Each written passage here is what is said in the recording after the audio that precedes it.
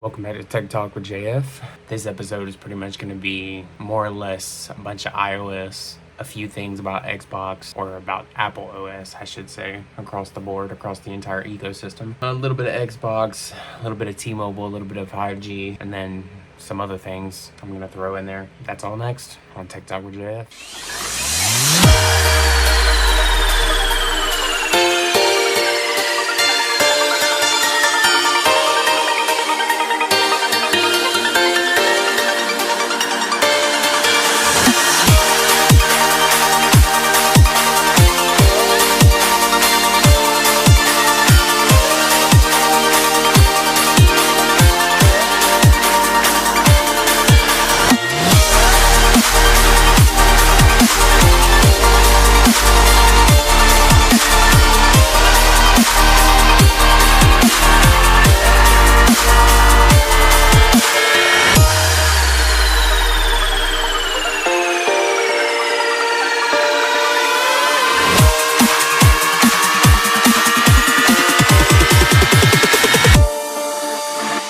Party started. So first up on the list is iOS 18. A lot of people have been talking about how iOS 18 is going to change the game. Problem is it's gotten a lot of good press and a lot of bad press. iOS 18 is going to have ChatGPT as well as Google's Gemini built in. There's going to be a lot of things that people consider a privacy problem, and a lot of people don't want to be constantly spied on by SIRI. But what they don't realize is that no matter if it has Google's Gemini or ChatGPT built in or not, phone itself is still spying on you regardless. A lot of people look at that whole privacy concern the same way they look at electric vehicles, and the same, not all, but most of the people who want to drive an electric vehicle don't realize where the electricity comes from to power said electrical vehicle. So what a lot of people don't understand is, and not to get too far off subject here, what a lot of y'all don't realize is electric vehicles are still powered by fossil fuels. If the car itself does not recharge itself, whether it be pressing on the brake or some other external way for the car to recharge itself, it's not green. You're still using fossil fuels. Oh my God, I bought a Tesla because I care about the environment. It takes more fossil fuels to recharge your car. The greenhouse gases from that, legit, it uses up more fossil fuels and creates more greenhouse gases than you just having a fucking gas vehicle. That's me putting it bluntly. And I know there's gonna be some of y'all that, that's not how that works. That is how that works. But anyways, not to get off subject, I don't even use Google Maps. I use Apple Maps. Why is it that every time I get in my car, Google Maps knows based off of how many times I've been somewhere? Every Friday, for instance, every Friday when I used to get off work, I'd get off work at 5 a.m., I'd get in my car, and Google Maps, which like I said, I don't even use. It's on my phone, it's on my iPhone, but I don't use it. Google Maps tracked me every Friday morning, where once I got in my car, started up my car, and my car connected to the Bluetooth or the Apple CarPlay, it would immediately say in a notification, you're 5 minutes from Waffle House. That's creepy as and I don't even use Google Maps. I'm not even signed in to Google Maps. So how does it know? See, a lot of people are putting it out there. Oh my God, I'm not gonna have an iPhone. I'm gonna stay with Android. Android does the same thing that the iPhone does. The only problem is Apple Maps doesn't constantly track where I go, when I go, what day I go, and what hour and time that I go. Google Maps does that. So much so that I've been getting ready to just delete it off my phone. Like hell, I would do it right now, but I'm kind of in the middle of recording Tech Talk with JF. Apple Maps is just as good as Google Maps. Waze doesn't even do that at all, if we're being honest about the situation. So all you Android people coming at me sideways talking about, oh my God, iOS 18 is gonna ruin your life and constantly be watching you. Your Android phone has been doing that since the beginning of time. So I don't want to hear none of that. I don't want to hear none of that. Don't come at me sideways, be like, well, you're paying for this and they're spying on you. Your Samsung has been doing it for a hell of a lot longer than my iPhone has. Sit down, shut up. Thank you. Anyways, the biggest headline for iOS 18 is undoubtedly Apple Intelligence. And one of the larger themes for iOS 18 is customization. iOS 18 lets you personalize your iPhone experience like never before. There are new tools for arranging apps and widgets, changing your app icon colors, customizing Control Center, replacing the flashlight and camera buttons, and more. Apple has even made several of its individual apps newly customizable, like Photos. One of the things that's coming to iOS 18, I know for a fact that it's coming because I'm running the iOS 18 developer beta, is free placement of home screen apps and widgets. Something that Apple has never had in the past. Something that Android has had. You know, I can even show you on my iPad M4. When you look, which I think I have a whole bunch of games and stuff on this page on my iPad, is you can literally pick up a game and move it to wherever you want it. Android has had that for years, and it's something that iPhone is just now getting. Now, I'm not trying to say, yeah, cool, Android has had it. You ain't gotta throw that in my face. That's one of the things that is coming to iOS 18. This is iPadOS. So that's the free placement of apps and widgets on the home screen. So basically, you can also change how the apps look. So you can apply tint to all of your app icons so they look uniform by long pressing on your home screen, then pressing edit. You'll be able to select a color that all your app icons are tinted with, even in dark mode. So there is a dark mode tint too that makes the colors of the app just pop. Makes it look really good. Same with iPad. I don't know why I threw this on my bed. Same with iPad, same with iPhone, is the new Control Center. So the new Control Center, when you drag down from the corner, like with the newer Control Center, has changed. So there's Control Center. So that's the normal of what you thought you see, and it changed to where it added tabs to the mix. So you can do different tabs. You can have music tab, you can have your home control tab. So all of these are the home icons inside my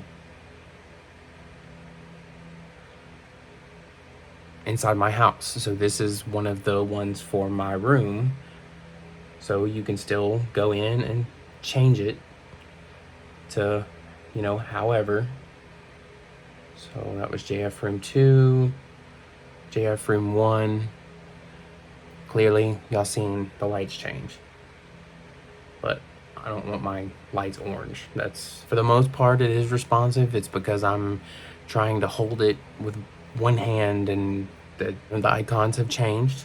You have tabs now so that you can get more, and you can always add more to the Control Center. So I'm gonna go to just this one, and then I'm gonna hit add, and then there's a whole bunch of circles right here. So you can literally tap a circle, add a control, and we're just gonna go with, I'm just gonna go with the Focus app. So you can literally drag the Focus app to wherever you want it.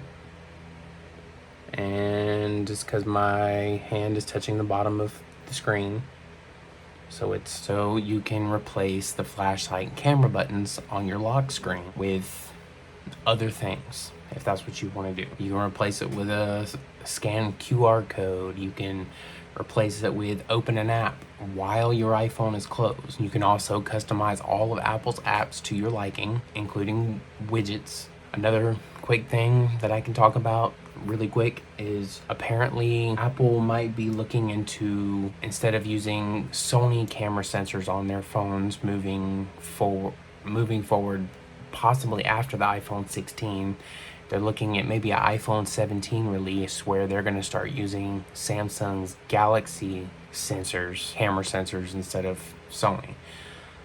This is not new. This is not like Apple. Apple has been using a lot of Samsung parts for a very long time.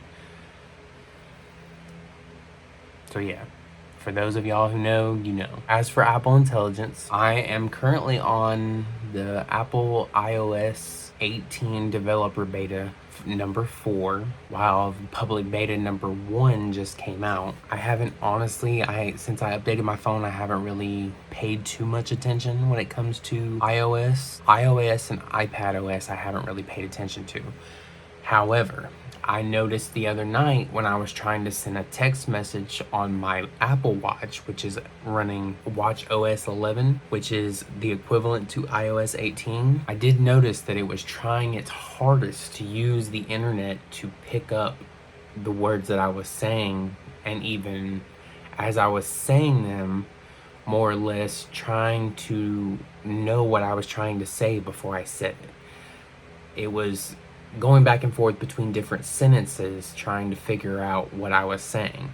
That's learning. That's not iOS trying to read your brain like all of the reports out there are trying to say. I've noticed that using ChatGPT, whether it be on my Mac, whether it be on my iPhone, whether it be on my iPad, it learns from you. So I use ChatGPT for Infinite Mast3rpiece. For all of y'all who don't know, I also own Infinite Mast3rpiece. Well, a lot of the things that I put on that website is written by ChatGPT. I just basically type in certain keywords of what I want said, and whether it be the title of the item or the description of the item. And after a few times of me adding certain keywords in, it'll write something better that I could come up with my own by myself. So I'm gonna try it right quick. So let's see if Apple Intelligence is on the iPad. Siri, no, it's not on the iPad yet. Cancel. I don't know if it's on my iPhone yet, but like I said, I'm not trying to make the camera jump to try and test it out. Apple Intelligence isn't necessarily using ChatGPT. ChatGPT is not going to read your mind. It basically learns based off of how you text people. It's going to learn your day-to-day, so it may give you reminders based off of past reminders, but you don't have to go with those reminders. Yeah, it might be a little creepy, but it's learning from you, which is also with the whole Google Maps thing. Google Maps, even though it was tracking me, it is learning me to know what I do constantly. Yeah, some might say that, yeah, that is a privacy concern, but it's not anything that you can't go in your settings and turn off. Like me, I just get so busy to the point where I don't really care about going to try and change the settings. So even though I might have Apple Intelligence on some items, I don't have it on all items just yet. When it comes to Apple Intelligence for you, the end user, the RC, the release client user, y'all may not even see it come the fall when iOS 18 officially launches. It still might be in beta because there's a lot of things that they gotta work through. There's a lot of kinks, there's a lot of glitches, there's a lot of things that they have to look into and change before they actually launch the product. Which, that's where people like me come in, who are constantly testing it on a day-to-day basis. Those of us running the developer beta can actually find the bugs, report the bugs, and then Apple knows what they need to change, what codes they need to fix. If it starts doing something weird, they know it's something that needs to be fixed before they release the public betas, and then ultimately the final RC client. As another thing, when Apple Intelligence releases in the fall, most likely in a beta, it won't be in its full version. The beta will be included, it'll probably go from fall 2024 into spring or summer of 2025, in which case next fall will be the official non-beta version of Apple Intelligence on your iOS devices. So the new and improved Siri will gradually receive new features over the next year. It's weird. Normally she's listening to me constantly, like my HomePod over here, which is also my my home base basically for all of my home devices, like my lights. So Siri's new design, like I said, is integrated with ChatGPT, and they're also possibly working on Google Gemini as like a secondary kind of like to bring in most of the data at one time. But that's really just been a rumor. It's not actually been confirmed that they're going to use Google's Gemini. But its new ability to perform in-app actions or understand the context of what's on your screen, those won't be coming until later on, probably after the fall, going into spring. That stuff will come later. So the new Apple Intelligence features in the Mail app will also arrive later. They're set for like a iOS 18.1, 18.2, sometime between fall and before 2024 ends.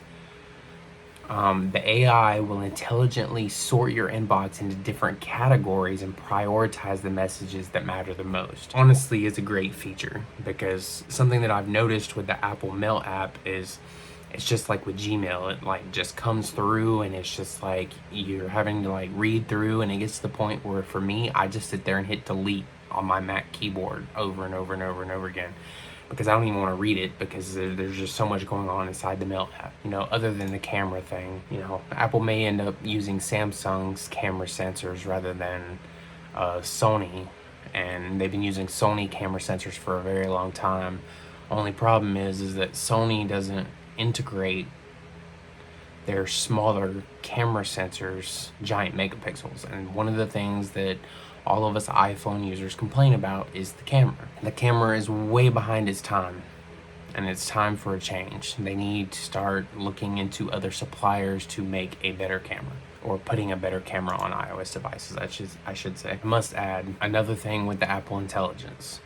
If you are using an iPhone 14 or lower, I'm using an iPhone 14, haven't decided yet on whether or not I'm going to get the iPhone 16 Pro Max, or whatever it may be called. Apple Intelligence, if you don't have an iPhone 15 or higher, you absolutely will not be getting Apple Intelligence. So if you want to stay with your old phone or upgrade to a newer version of the phone at a lower price, if you have a 13, a 14, and you want to go up to the Pro Max, by all means do it. But you will not be getting Apple Intelligence, supposedly. Now, in my feedback release notes, it has stated that iPhone 15 is going to receive a majority of the updates when it comes to Apple Intelligence, and we'll be getting that first. I'm a little surprised that it's not that way with my iPad, seeing as how it is an M4 model. It's the newest iPad model. I'm just a little surprised that they, didn't bring that about within, this model. But yeah, supposedly there will not be on anything earlier or later than the 15. So 15 and up going forward are the only iPhones that are going to get Apple Intelligence. T-Mobile is in the news for all the wrong reasons. I'm not a part of the lawsuit in any way, but a whole bunch of customers went out and filed a class action lawsuit against T-Mobile because T-Mobile broke their public promise for lifetime price guarantee, which I think I was under that lifetime price guarantee, but I mean, it's just $2. I'm not really gonna miss it. $2 or $3, something like that. My lines went up $2 or $3, which, whatever. It's still cheaper than everywhere else. Three T-Mobile customers have filed a class action lawsuit over the carrier's decision to raise prices on plans that were advertised as having a lifetime price guarantee. Based upon T-Mobile's representations that the rates offered with respect to certain plans were guaranteed to last for life or as long as the customer wanted to remain with that plan, each plaintiff and the class members agreed to these plans for wireless cell phone service from T-Mobile. Said the complaint filed in a U.S. District Court for the District of New Jersey. However, in May 2024, T-Mobile unilaterally did away with these legacy phone plans and switched plaintiffs and the class to more expensive plans without their consent. The complaint filed on July 12th has 4 named plaintiffs who live in New Jersey, Georgia, Nevada, and Pennsylvania. They are seeking to represent a class of all U.S. residents who entered into the T-Mobile One plan.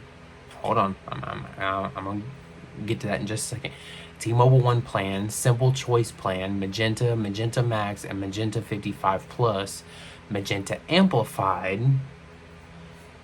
or Magenta Military plan with T-Mobile, which included a promised lifetime price guarantee but had their price increased without their consent and in violation of the promises made by T-Mobile relied upon by plaintiffs and the proposed class. So I am actually a part of the Magenta Amplified plan, which at one point in time when I worked for AutoZone, they were my co-signers, so to speak, for the Amplified plan.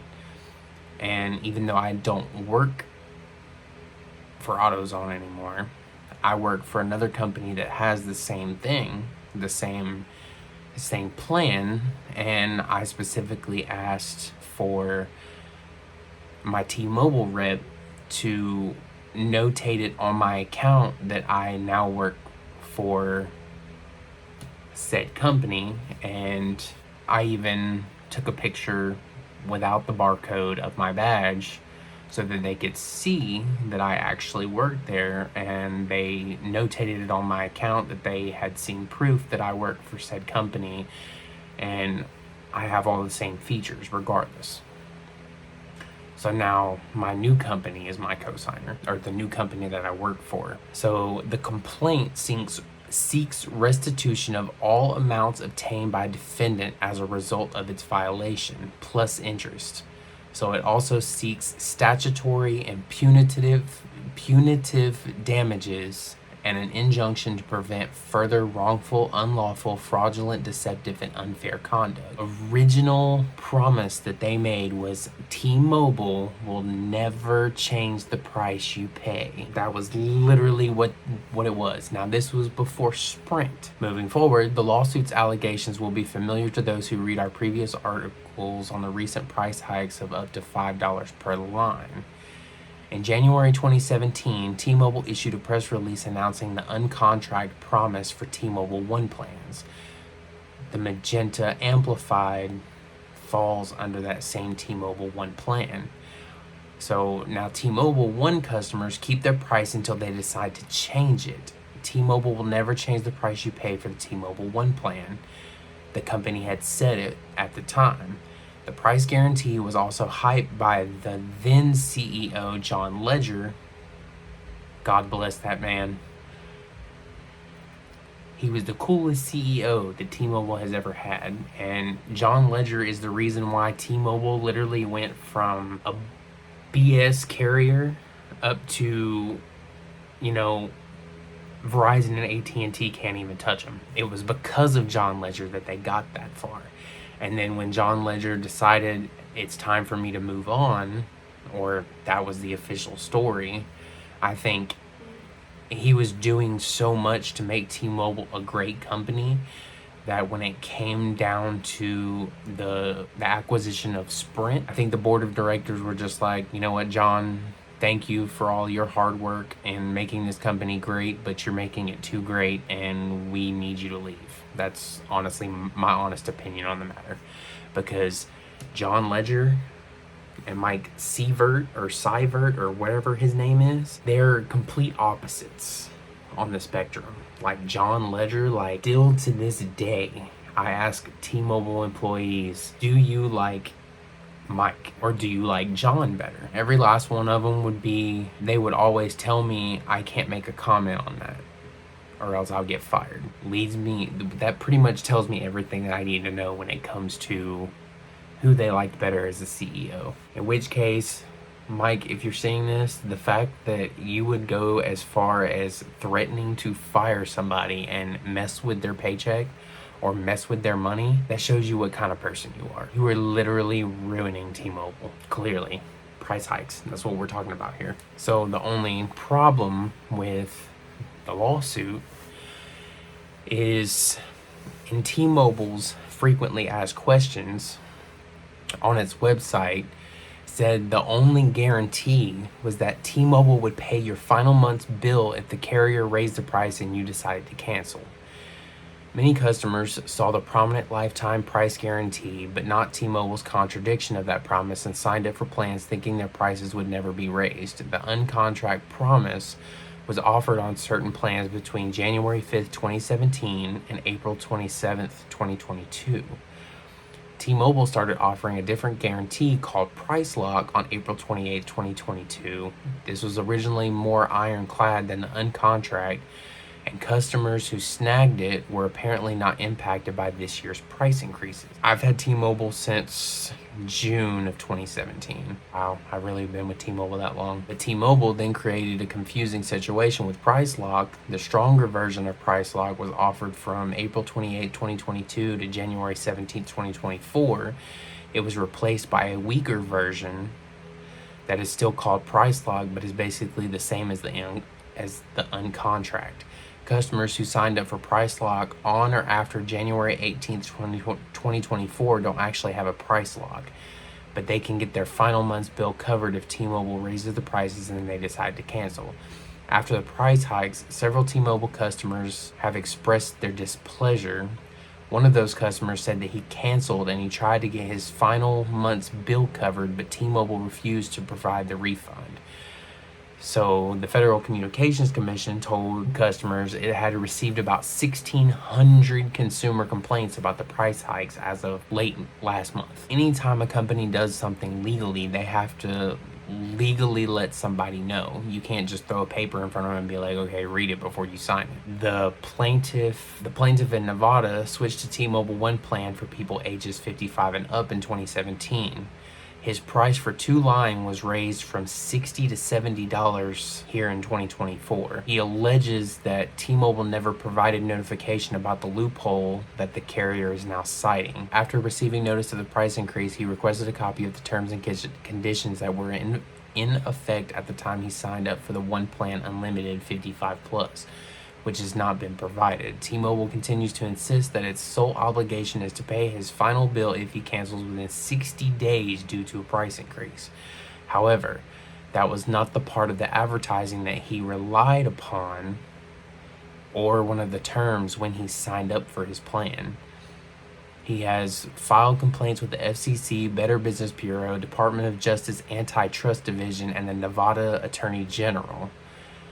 The plaintiff in Pennsylvania signed up at a T-Mobile kiosk in person at Costco in 2017 because he heard about the great deal the company was offering. He was told that the 55 plus rate plan would be $60 for 2 lines with tax and fees included, and the price would never change. The incentive was the primary reason that he switched from AT&T to T-Mobile.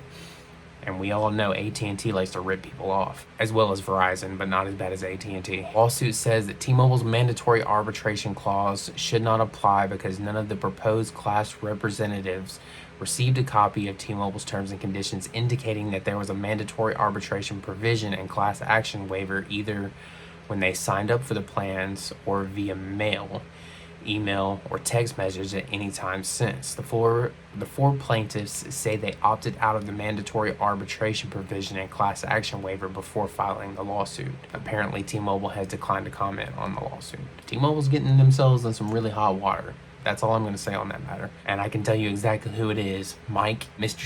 CEO, you're about to run your company in the ground. Just give it back to John. All of us fans, as well as employees, want John Ledger back. Y'all better pay him a giant salary to come back to T-Mobile. We're gonna move on to Xbox. Currently, right now until July 31st, Xbox is having a Xbox Ultimate Game Sale of 2024. They have over 800 games that are deeply discounted down, some of which are still a little bit higher normal sale price. So just to name off a few. Good old Grand Theft Auto, it's always on sale, but the premium edition is $14.99. You've got the Xbox Series X and S version, which is $19.99. You have NBA 2K24 is currently $6.99. Hogwarts Legacy for Xbox Series X and S versions are $27.99. If you're not somebody who pays for Game Pass, you can get the Halo Master Chief Collection, which includes like 5 or 6 games, for $9.99. Fallout 4 Game of the Year Edition is $9.99. Batman Arkham Collection is $8.99. And the list just goes on and on. Those are just really to name a few. I think I've seen a couple of like good like games that I had played at one time or another and that I don't own. They are very, very cheap right now. So head on over to the Xbox store. You can actually buy the games on xbox.com as long as you sign in with your gamer tag, email and password, or buy them on your Xbox. But there's some really big steals when it comes to this game sale. So I would honestly recommend that y'all go over there and get that as soon as humanly possible. So next up on the Xbox news is the original S model Xbox controller as seen here. Yeah, that controller will be returning to Xbox only for the Series X and X this August. And they have now allowed for pre-orders to begin. And if it's really expensive, it doesn't really look like it's really expensive, but I may get one just because I'm a big Xbox fan. Even though the S controller, according to these pictures, they're not exactly like the original controller. They're pretty close. It's always nice to have a little bit of nostalgia every now and again. But they're not made by Microsoft. They're actually made by Hyperkin. The black controller, from what I've seen, is actually officially licensed by Xbox. However, the white controller is not officially licensed by Xbox. So why would Microsoft even do that? That literally makes no sense to me. You got one that is officially licensed and one that is not. Pre-orders started on July 15th for $50 USD, and the launch will take place on August 21st, 2024 on sites like Hyperkin, and sites like Amazon will be stocking it. As for the features, it includes impulse triggers, bumpers, black and white buttons, a 3.5mm headset jack, and is compatible with the Xbox Series X/S as well as the original Xbox One.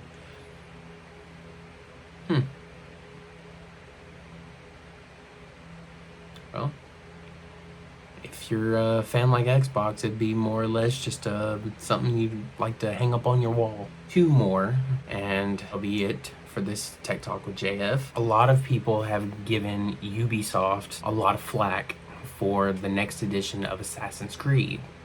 That game is called Assassin's Creed Shadows, as y'all have probably seen in my reaction video of the Assassin's Creed Shadows trailer.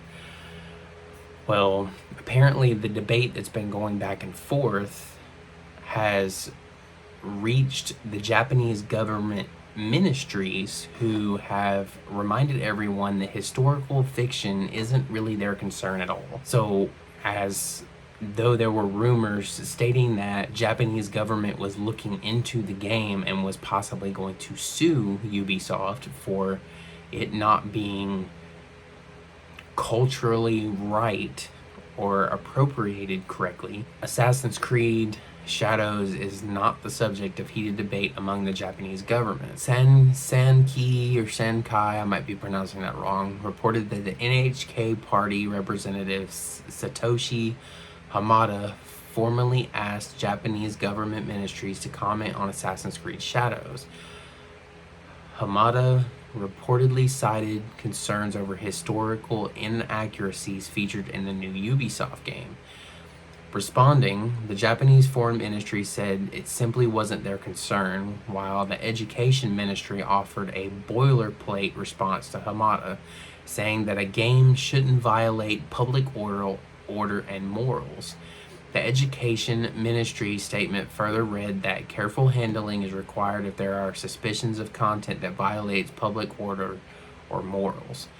While some consider the exchange a big deal, Konda University of International Studies lecturer Jeffrey J. Hall points out on Twitter, or X, formerly Twitter, that questions like Hamada's are more often performative than not. What's more, the NHK party is so small it's virtually insignificant in the grand scheme of Japanese politics. The group's status as a political party was revoked earlier this year in January when the Otsu wing of the National Diet expelled 2 members. The Japanese Education Ministry's response is being viewed as something major when in reality it pertains to game releases that feature excessive violence or nudity as per Hall. This line of thought saw Dead Space banned from release in Japan, for example, or more recently, the Callisto Protocol denied permission to release back in late 2022. Therefore, the Japanese Education Ministry likely isn't investigating Assassin's Creed Shadows anytime soon because it simply has no precedent for doing so, while the wider Japanese government has shown no interest whatsoever in entertaining Representative Adama's questions. Ubisoft had recently come out and apologized for causing concern among Assassin's Creed Shadows Japanese fans, writing that the game was continually evolving to perfect inaccuracies like flags and architecture up until launch. It also wrote that whether protagonist Yasuki was a samurai was open to debate, despite multiple Japanese scholars insisting that he very much was a samurai. I was hoping they weren't going to cancel the game, which I don't understand as to why, because last Assassin's Creed that I played was Assassin's Creed 3. And I didn't even finish that game. Literally played Assassin's Creed 3 until it was like at 47% and I stopped playing it.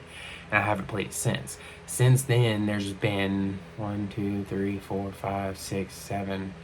There's been 7 or 8 games as well as a remaster of Assassin's Creed 3 come out. I still haven't played Assassin's Creed 3. I literally own, as an example, I own every single game after Assassin's Creed 3. I own every single game and I still haven't played any of them because I want to go back and finish Assassin's Creed 3. But as an adult and doing so many things that I do in my everyday life, including working on Infinite Mast3rpiece, working on It's JF, working on JFTV, working on stuff as independently through Narrow Road Marketing, which is, that right there.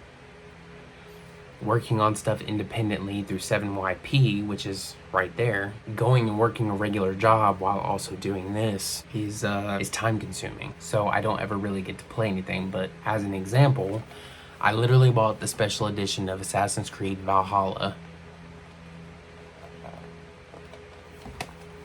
I took the cellophane plastic off. Haven't even touched the game. Haven't touched the game at all. And here, this should be another example for y'all. So, I literally got Elden Ring day 1 when it came out. I even pre-ordered it at GameStop. It's still in the cellophane wrapper. That should show y'all how I literally don't have time to play video games because I'm always working on something else. And because I'm running out of time here, I've got one more thing to talk about. So, as y'all may know, if y'all watch Life of JF, y'all know that I am a diabetic. I'm a type 2 diabetic.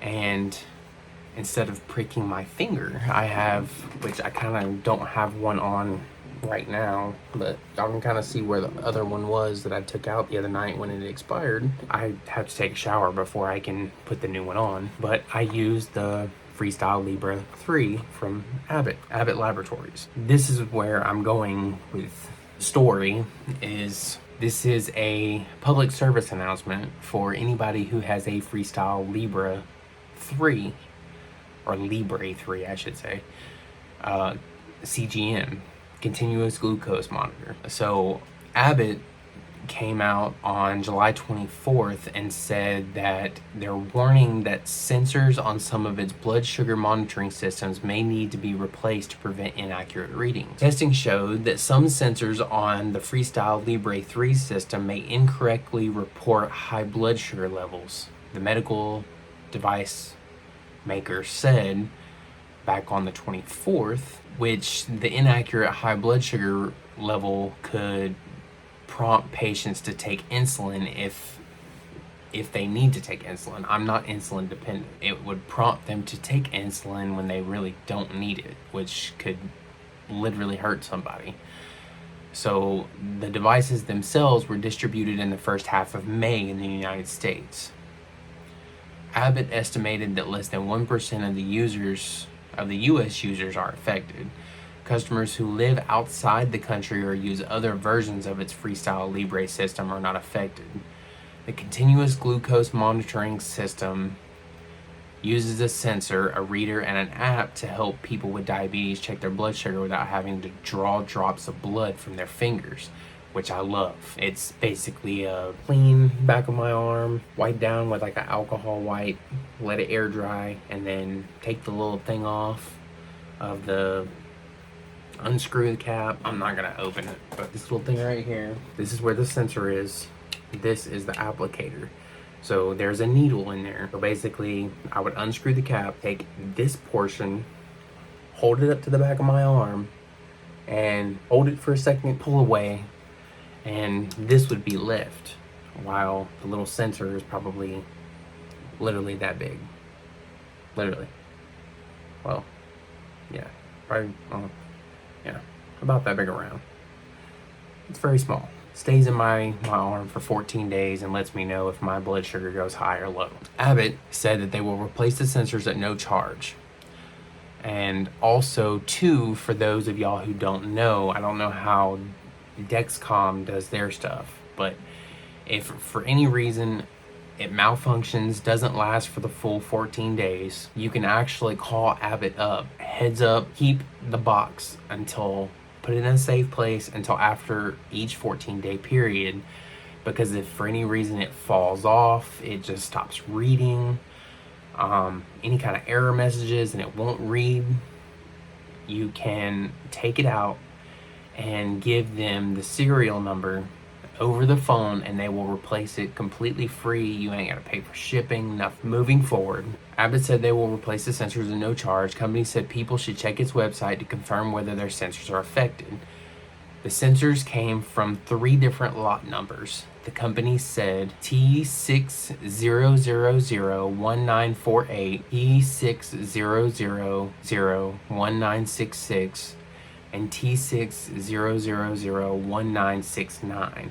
If you have any of those lot numbers and haven't used them yet, I would call Abbott or Libre's customer service number and let them know, hey, I have some of the affected sensors, I need them replaced. And most of the time it's no questions asked other than the serial number themselves, and then any information like your shipping address, your name, your phone number, email, all of that is normal for them to ask for. Yeah, that's gonna be it for this Tech Talk with JF. Those are the top tech news stories of the week. If you're on Facebook, watch, like and follow the page if you haven't already. Comment, react, share the video.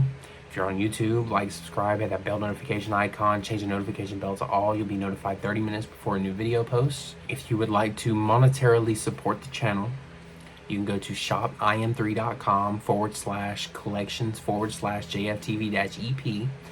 Any $50 minimum purchase before tax and shipping. Not only will you get the stuff that you buy that says JFTV and executive producer on it, you can actually have your name, if you want it, plastered in any JFTV video as an executive producer. But that's that.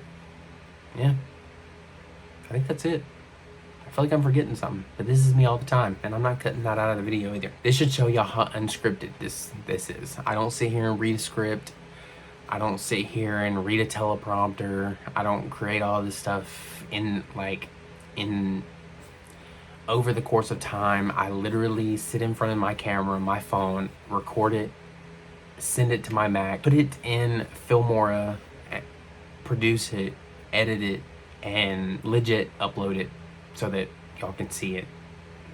But as always, thanks for watching Tech Talk with JF. I'm JF. This guy right here.